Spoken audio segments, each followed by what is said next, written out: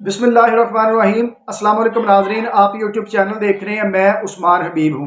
आज 10 अप्रैल 2023 को वजारत खजाना ने इलेक्शन कमीशन को 20 अरब रुपए देने थे इलेक्शन के लिए, लेकिन बजाय इसके कि वो इलेक्शन कमीशन को 20 अरब रुपए देते, वफाकी कबीना ने ये सारा मामला पार्लियामेंट में भेज दिया है और पार्लियामेंट में इस मामले पे बकायदा बहस होगी और बहस के बाद ये देखेंगे कि ये पैसे इलेक्शन कमीशन को देने हैं या नहीं देने।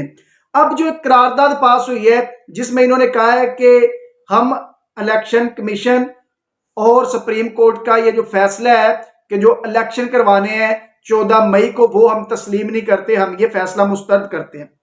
अब उस करारदाद पे जिन जिन लोगों के दस्तखत हैं, अगर इन लोगों ने पैसे जारी ना किए तो उन लोगों के साथ साथ ये जितनी भी कबीना बनी हुई है इन सब की छुट्टी हो जाएगी, इन सब पे तौहीने अदालत लगेगी और इन सब की छुट्टी हो जाएगी।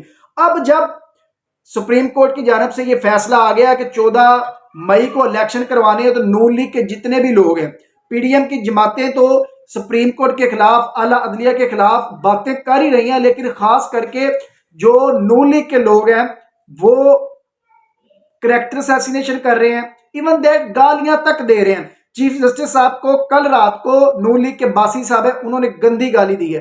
अब देखते हैं कि कब चीफ जस्टिस साहब तौहीन अदालत का नोटिस भेजते हैं। मरियम औरंगजेब ये तौहीन कर चुकी है, मरियम नवाज ये तौहीन कर चुकी है।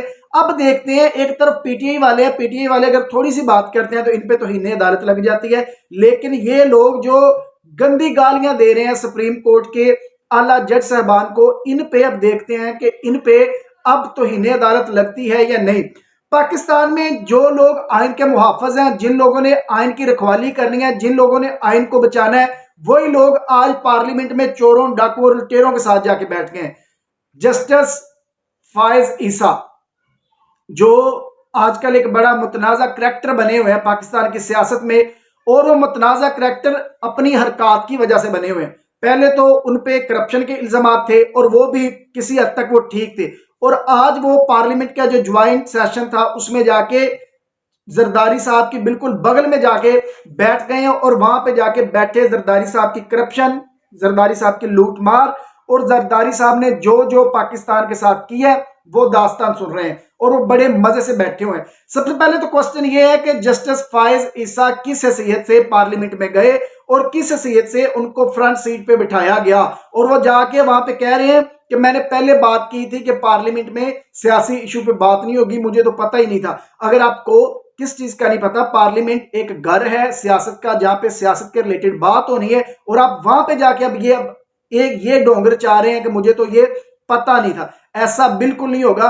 अब जितने भी ये करदार हैं, जितने भी ये नाकस चेहरे हैं, जितने भी ये बदतरीन लोग हैं, जितने भी ये करप्ट माफिया, ये खुल के सामने आ गए। ये खुल के बारी बारी ये खुल के सामने आते जा रहे हैं। पाकिस्तान की एस्टेब्लिशमेंट ये सारा कुछ करवा रही है, और ये लोग ये इस तरह के लोग हैं कि ये आईफोन 12 प्रो पे बिक जाते हैं। और रिसेंटली अभी ऐसा हुआ भी है, ये इनकी एक ऑडियो और वीडियो ये भी सामने आ जाएगी कि आईफोन 14 प्रो पे कौन बिका है और उसने क्या किरदार अदा किया पाकिस्तान की सियासत में और पाकिस्तान के इन हालात में। ये लोग तो इस तरह के हैं। अभी पाकिस्तान की जो एस्टेब्लिशमेंट है उन्होंने मिर्जा मोहम्मद अली जो है उनके खिलाफ एक प्रोपेगेंडा शुरू कर दिया। उन्होंने बस यही कहा था कि इमरान खान हक पे है और सच पे है। अब उनके खिलाफ हो गया, उन पे बगावत का मुकदमा दर्ज हो गया, और पेशावर के एक मुफ्ती साहब है, उन्होंने तो ये फतवा तक दे दिया है कि जो बंदा मिर्जा मोहम्मद अली को कत्ल करेगा वो जन्नती होगा।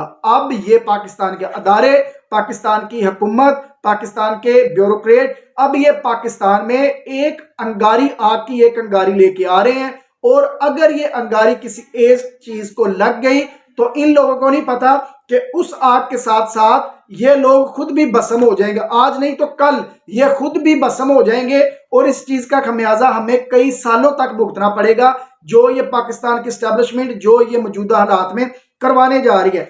अब ये फुली तौर पे ये चाह रहे हैं कि किसी भी तरह करके हम इलेक्शन में ना जाएं, लेकिन अगर ये इलेक्शन नहीं जाते तो पीटीआई वालों ने पिटीशन दायर करके रखी हुई है, बिल्कुल रेडी करके रखी हुई है, और जैसे ये कोई हतमी फैसला देते हैं तो फवाद चौधरी साहब ने भी आज कहा है कि हम ये पिटीशन दायर करेंगे सुप्रीम कोर्ट में और इन सब पे हम आर्टिकल 6 लगवा के इन सब को नहल करवा देंगे और इन सब की छुट्टी करवा देंगे। अब देखना है आज और कल और परसों का 3 दिन बड़े इंपॉर्टेंट दिन है कि इन 3 दिनों में पाकिस्तान की जो सियासत है उसमें क्या क्या डेवलपमेंट होती है। अब तक के लिए इतना ही। अल्लाह हाफिज।